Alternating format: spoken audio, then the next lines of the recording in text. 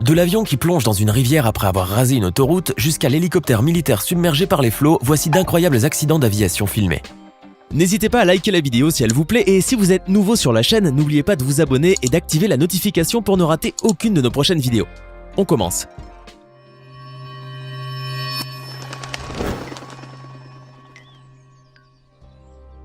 Imaginons que vous ayez été à bord du Transasia Airways le 4 février 2015 parmi les 53 passagers présents dans l'avion, principalement des Taïwanais et des Chinois.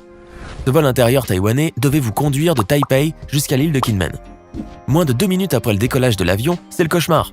Vous l'ignorez, mais les contrôleurs aériens ont déjà perdu tout contact avec l'avion après quelques instants de vol.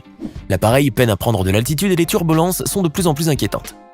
Elles ont une origine précise, le moteur de l'avion est tombé en panne. Mais ce n'est pas le pire. Les pilotes, en cherchant à effectuer la procédure de redémarrage sur le moteur défaillant, ont accidentellement arrêté l'autre moteur, qui était fonctionnel. Impuissant et terrifié, vous assistez à la catastrophe. L'avion, dans sa chute, va raser une autoroute et fendre un taxi comme une poire. Le véhicule circulait au mauvais endroit au mauvais moment. L'appareil en détresse finit par plonger dans la rivière Keelung.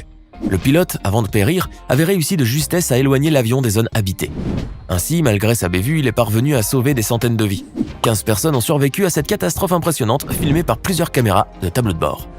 À supposer que vous ayez également survécu, vous n'êtes pas forcément tiré d'affaire, car vous pouvez être prisonnier des débris et devoir attendre longtemps les opérations de secours dans la rivière glacée. Par chance, les secouristes étaient très nombreux et très rapides. Des soldats et des plongeurs leur avaient prêté main forte et, grâce à leur énergie et à leur courage, vous avez probablement la vie sauve. Voilà comment s'est déroulé le triste vol 235 du Transasia Airways. L'enquête qui a suivi ce drame a été d'une parfaite transparence. En effet, contrairement aux démarches habituelles, les enquêteurs ont dévoilé l'intégralité des données des boîtes noires. On y apprend en détail le déroulement des faits, à la seconde près. Ainsi, on peut affirmer que l'avion a passé 1 minute et 15 secondes en vol plané avant le fatal décrochage. Exactement 16 secondes plus tard, ce fut l'impact. Et en tout, ce vol n'aura duré que 2 minutes et 40 secondes. Mais les conséquences furent importantes et de profonds changements s'étaient opérés depuis dans la formation des pilotes, en particulier pour tout ce qui concerne la gestion des situations de panne moteur.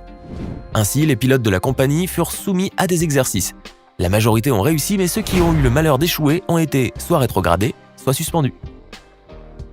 Voici une histoire originale et difficile à croire.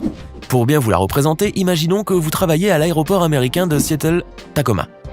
Un de vos collègues se nomme Richard Russell. Il a 29 ans et amateur d'aviation, mais ne possède aucune licence, et son rôle était simplement de décharger les bagages. Ce jour-là, vous n'aviez rien d'autre en tête que d'accomplir votre journée de travail très ordinaire. Cependant, vous remarquez que votre collègue Richard n'est pas vraiment dans son assiette. Il faut préciser que celui-ci était autorisé par ses fonctions à se trouver à proximité des avions.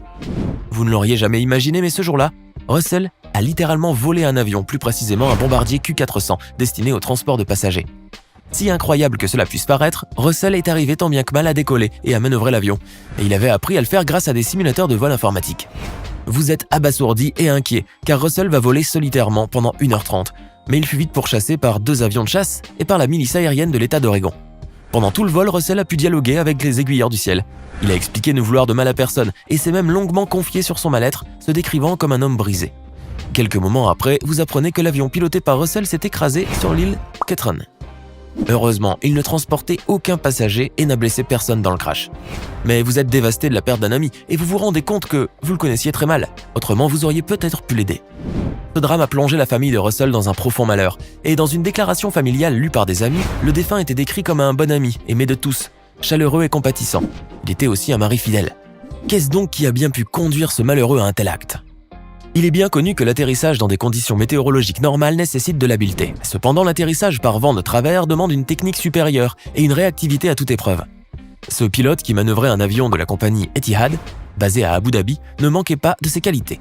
Le pilote devait atterrir dans l'aéroport de Manchester par un temps épouvantable.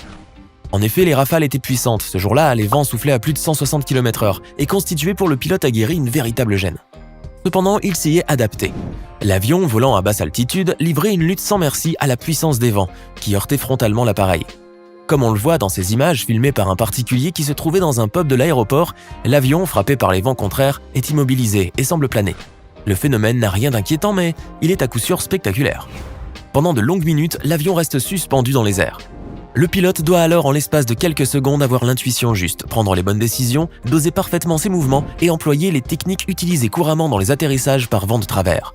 En l'occurrence, pour atterrir en toute sécurité, le pilote a eu recours à ce qu'on nomme l'approche en crabe. C'est ce qu'a déclaré le directeur de la British Airlines Pilots Association, Rob Hunter. Cette manœuvre particulière consiste à faire pointer le nez de l'appareil face au vent de telle manière que l'avion puisse approcher de la piste légèrement en biais. Si cet atterrissage compliqué s'est déroulé sans heurts, il a fait durer le vol plus longtemps que prévu. Alors que l'avion devait atterrir à 10h20, il n'a touché terre que 25 minutes plus tard. Ce pilote s'en tire à bon compte. Ce n'est pas le cas d'autres pilotes qui, confrontés à la fureur des vents, doivent tout simplement renoncer à l'atterrissage, estimé dans ces cas impossible et dangereux. Imaginez-vous sur la plage de Solana Beach aux États-Unis par un beau jour de printemps.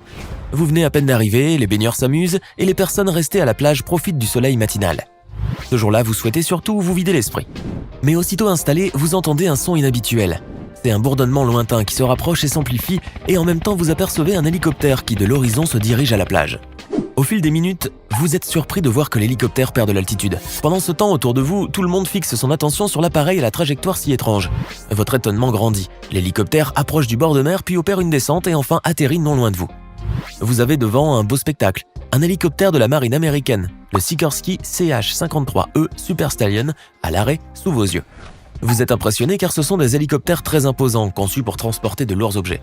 Mais votre moment de plaisir est bien bref. Les sauveteurs et les responsables viennent rapidement évacuer la plage afin que les techniciens puissent réparer l'hélicoptère militaire. Car vous l'aurez deviné, il s'agissait d'un atterrissage d'urgence. Vous devez donc quitter les lieux et votre journée commence fort mal.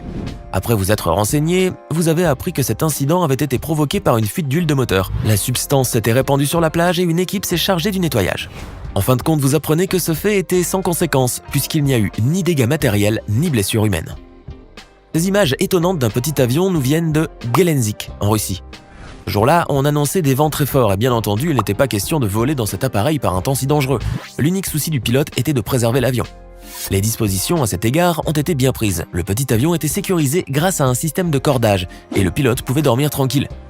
Mais cette mesure de précaution se révélera insuffisante et le pilote ainsi que les responsables s'en apercevront trop tard. Les vents soufflent à plus de 70 km/h et le petit avion a du mal à tenir en place. En effet, les rafales se jouent si allègrement de l'appareil qu'on dirait qu'il est en papier. Cependant, les cordes le maintiennent à terre. Mais les risques étaient sous-évalués et les cordes n'ont pas été utiles bien longtemps. Les vents rapides ont eu raison du petit avion. Sur les images de la caméra surveillance, on voit l'appareil se surélever sous la pression du vent intense, comme lors d'un décollage vertical. L'avion est ensuite entraîné hors du champ de la caméra et on imagine qu'il a dû voltiger pendant longtemps. Quoi qu'il en soit, l'atterrissage ne sera pas effectué sans heurts. Cette vidéo vous plaît ? Dans ce cas, n'oubliez pas de mettre un pouce bleu, de vous abonner à la chaîne et d'activer la cloche pour ne rien rater de nos prochaines publications. On poursuit. Il y a quelques mois, un incident spectaculaire s'est produit à l'hôpital d'Addenbrooke à Cambridge. À l'origine, il s'agissait d'un exercice d'entraînement militaire pour l'armée de l'air américaine, auquel participaient d'apprentis pilotes. À bord d'un Boeing Bell CV-22B Osprey, un pilote assez maladroit a tenté de réaliser un décollage vertical depuis la surface d'un héliport. Il faut préciser que cet hôpital est le principal centre de traumatologie de la région, et les patients dans un état critique y sont ramenés en urgence grâce aux hélicoptères qui atterrissent sur l'héliport.